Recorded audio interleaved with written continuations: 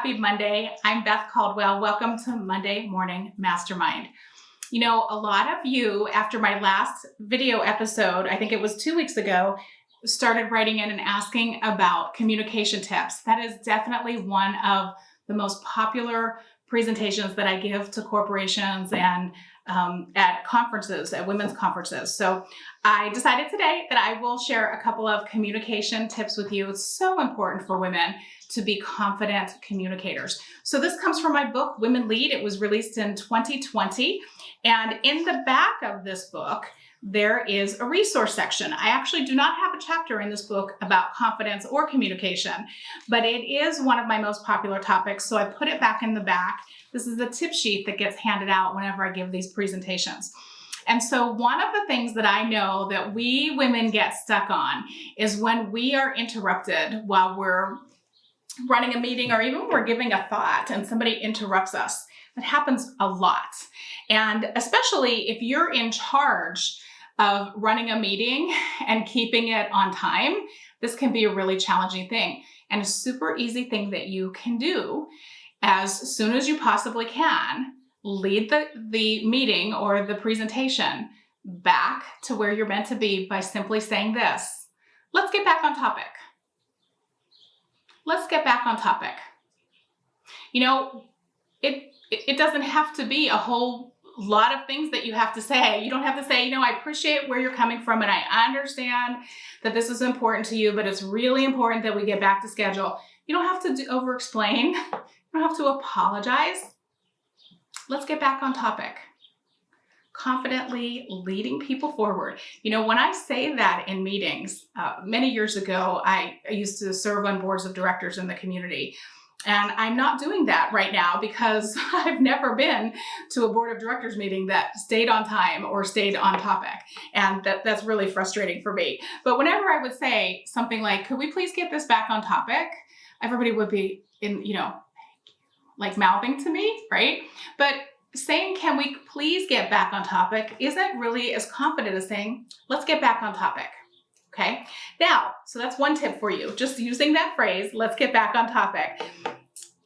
What about when you have somebody who really is trying to hog the time and all of the attention for themselves and their issue, and they're trying to change everybody's mind. And this always happens in the most inopportune times and places, doesn't it? And so this has happened to me a lot where someone has really tried to get my attention, to tell me their opinion, to win me over to their side, or, you know, get points for themselves. And a lot of times, whatever my role is at the company, it's not relevant. It's not relevant. But, you know, people really want to be heard. And if you are trying to take back control of a conversation from somebody who wants to be heard, the best thing you can do is hear them. It really helps.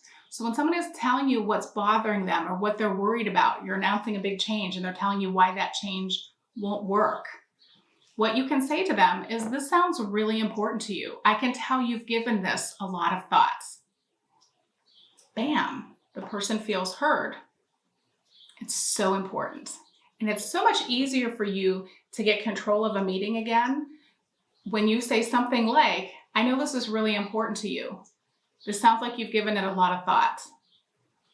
Okay, when you acknowledge what they're saying and saying, instead of saying, we don't have time for that right now, right? That only makes them more irritated and feel a higher and stronger need to tell you their opinion, usually louder, right?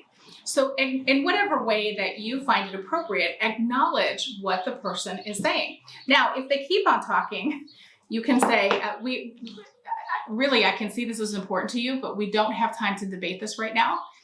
You notice that I'm not saying to you, I'm not suggesting that you say, can we talk about this later? Because I don't want you talking about it later. You shouldn't be talking about it in the first place. That's not your job. So we're not going to apologize, but we don't have to be short or snippy. We can say things without emotion and not apologize, not ask them to talk about it privately, because you know you don't want to talk about this privately. Look, just let people feel heard. Let people feel heard. Let them know that you care, and then graciously move the meeting forward. I hope this is helpful to you. I hope that saves you some time in a meeting this week. I'm Beth Caldwell, giving you tips on life, leadership, and business, because as women, we just don't separate that stuff, do we? I'll see you next Monday. Thank you for watching this episode of Monday Morning Mastermind with Beth Caldwell. For more tips to succeed in life and business, visit CoachBethCaldwell.com. Find Beth on Facebook, Instagram, and LinkedIn. Also, find Beth on her blog to stay informed of her latest life and business tips. And be sure to get your instant access on her website at CoachBethCaldwell.com. Visit her there whenever you need some vitamin Beth.